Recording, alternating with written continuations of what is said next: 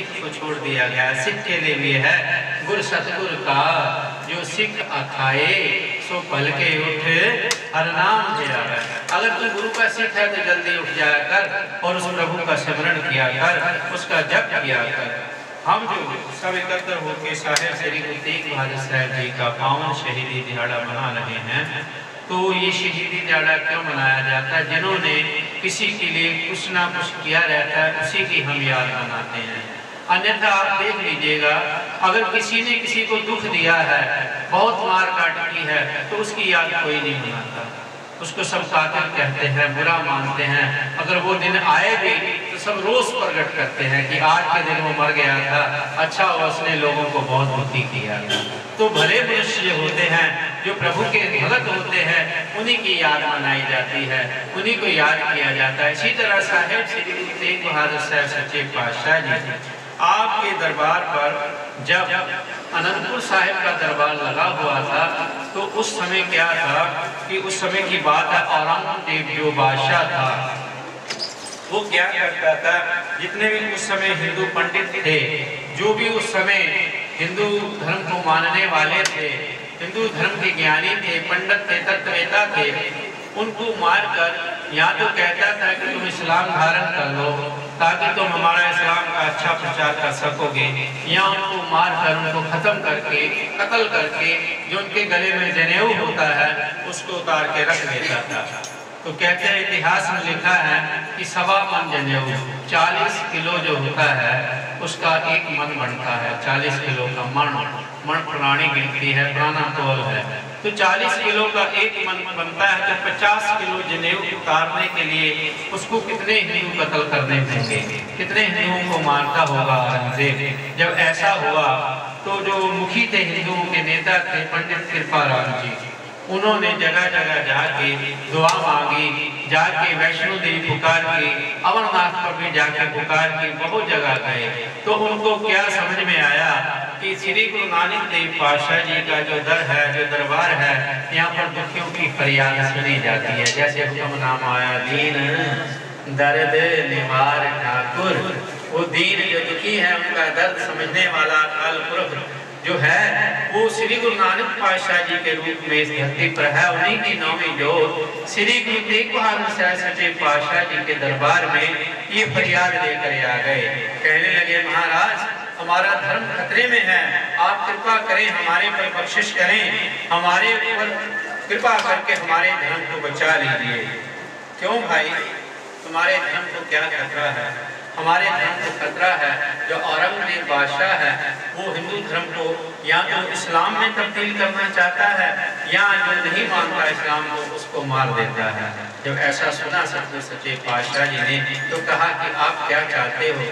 हम चाहते हैं आप हमारे अनुयायी बने, आप हमारे नेता बने, आप हमारी अगुवाई करें, हमारे आगे लग के आप हिंदू धर्म की रक्षा के लिए कुछ प्रबंध करें।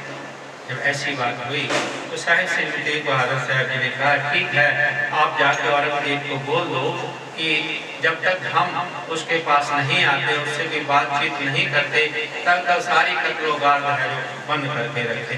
6 मंथ कहते हैं, 6 महीने का टाइम औरंगजेब ने दिया था कि या तो कोई ऐसा पीर ढूंढ लाओ जो आपका अनुयायी हो, आपके आगे चले, आपकी अगुवाई करे, तो यहाँ 6 महीने के बाद मैं आप सबको इस्लाम में ले आऊँगा।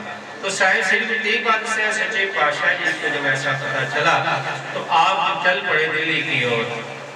तो रास्ते में आगरे होते, धमधान साहब होते हुए और कई नगरों में होते, पंजोखला साहब, ऐसी जगह होते हुए पातशाह जी जब आगरे पहुँचे तो यहाँ पर एक माता रहती थी, बुजुर्ग माता थी।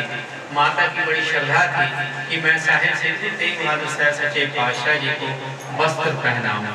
ऐसा होता है, मैं देखता हूँ, मैं दुबई इधर जाता हूँ, जब भी सिंधी फैमिलियों में और सिख फैमिलियों में जाता हूँ, या जैसे उनकी संतों में विचरता हूँ, अमेरिका में, इधर थाईलैंड, लंदन, सब जगह जाता हूँ, तो वो एक कपड़ा दान देना बहुत अच्छा समझते हैं कि कपड़ा भोजन छकाने के साथ कपड़ा भी दिया जाए। पुरानी परंपरा चली आ रही है, अन्न दान करना, वस्त्र दान करना, गजदान, हाथी दान, सेजा नारी, भूमदान, ये पुराने कर्म थे। लेकिन इन कर्मों को गुरु पातशाह जी ने खत्म किया। कहा कि अगर तुम दान कर रहे हो इससे तुम्हारा तो भला तो होगा, लेकिन अब तुम ये सोच के कर रहे हो कि सारी उम्र मैं पाप करता रहूं, सारी उम्र मैं लोगों का पैसा छीनता रहूं, सारी उम्र मैं कत्ल करता रहूं, तो आखिर में मैं पैसा दान कर दूंगा, कपड़ा दान कर दूंगा, हाथी दान कर दूंगा तो मेरा भला हो जाएगा। पातशाह जी कहने लगे ऐसे नहीं होगा जी दया, जब तक तुम किसी निर्धन की दया, किसी गरीब को, किसी दुखी को नहीं पालते तब तुम्हारा भला होगा। अगर दुखी को नहीं पालते तो तुम दान करने निकल जाओ तो तुम्हारा दान किसी काम का नहीं। ऐसा श्री गुरु पातशाह जी उपदेश देते हैं। समय के मुताबिक मैं ज़्यादा समय ना लूँ।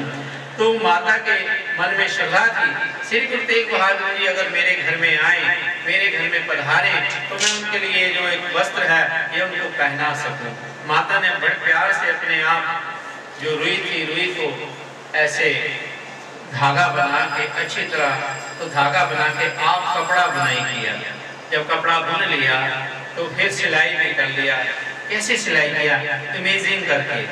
श्री गुरु तेग बहादुर जी का जो रूप है, जैसे हम कह देते हैं फलाना इंसान, उसकी इतनी हाइट है, उसके इतने बाजू हैं, उसका ऐसा रंग है, ऐसी आंखें हैं, तो इसी तरह अमेजिंग करके श्री गुरु तेग बहादुर साहब सच्चे पातशाह जी को हम भी अगर श्री गुरु नानक देव पातशाह जी, श्री गुरु तेग बहादुर पातशाह जी किसी भी भगवान को अमेजिंग करेंगे और बैठ जाएंगे तो हमें उनका रूप दिखाई देने लगेगा। आओ एक बार आप धन गुरु नानक से सच्चे पातशाह की धुनी लगाते हैं।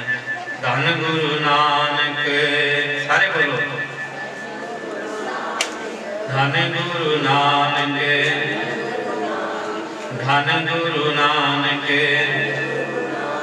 धन गुरु नानक, धन गुरु नानक, धन गुरु नानक, तेरा सब सदका धन गुरु नानक। तो ऐसे इमेजिंग करते हैं तो सामने तस्वीर आ जाती है, चाहे वो तस्वीर किसी रूप में हमारा मन मानता हो। इसी तरह जिसकी भी हम इमेजिंग करेंगे तो माता जी ने श्री गुरु तेग बहादुर साहब जी को इमेज किया, सोचा कि ऐसे हैं, सुना है इतना बड़ा उनका शरीर है, इतनी हाइट है, इतनी लंबाई है पातशाह जी की, तो बड़ा सुंदर एक चूल्हा तैयार किया। तो जानने वाले, हृदय की जानने वाले, माता को कभी देखा ना था लेकिन अरदास सुन ली थी। जब भी हम हृदय से अरदास करते हैं तो गुरु सुनता है।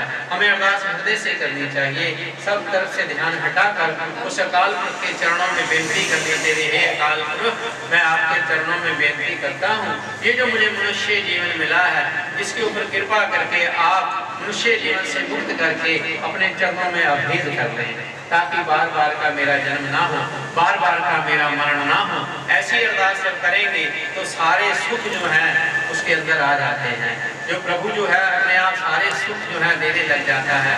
माता पिता हमेशा बच्चे के लिए सुख ही मुहैया करते हैं, दुख कभी नहीं एकत्र करते। तो जब सुख पैदा करते हैं तो बच्चा खुद ही सोचता है कि ये मुझे फलानी चीज नहीं दी है, तो माँ को मालूम होता है अगर मिर्चें, लाल मिर्च, नमक, ऐसी चीजें, कड़वी चीजें मैं ऊपर नहीं रखूंगी तो बच्चा खा लेगा, वो दुखी हो जाएगा। तो लेकिन बच्चा समझता है माँ मुझे दे क्यों नहीं रही है। अगर चॉकलेट भी है, कह लें आज के जमाने में माँ बार बार बच्चे को क्यों नहीं देती कि इसको रोग लग जाएगा। इसी तरह परमात्मा है, जितनी जरूरत हमें होती है उतना वो देता है, जितने में हम समा सके, जो हमारे में समा सके वो उतना देता है। लेकिन जब हम उसके विपरीत परमात्मा से बहुत कुछ लेना चाहते हैं, जो नहीं देना चाहता वो भी उठा लेते हैं, तभी हम दुखी हो जाते हैं। तो वो दुख जो हमें सताता है, हम परेशान होते हैं, वो दुख के चलते हम फिर भागते हैं। कोई मंदिरों में जाता है, कोई गुरुद्वारे में जाता है, कोई पीर बाबा की दरगाह पर जाता है, कोई जाके तंत्र मंत्र वाले के पास जाता है, कोई कहता है ये मंत्र रख लो। आजकल मंत्र भी बिकने लग गए, बने बनाए रेडीमेड मिलने लग गए। ये आ गया तभी तो आप घर में रखेंगे तो इससे ये होगा, रेडियो पर रोज आ जाती, टीवी पर आती है। अब जो बेचने वाले उनका तो धन आ गया, वो तो अमीर हो गए, वो कहते देखिए हमें भी कितना फलीभूत हुआ है ये मंत्र, ये यंत्र बनाया हमने जो बेच रहे हैं, कितना हमें अच्छा लग रहा है।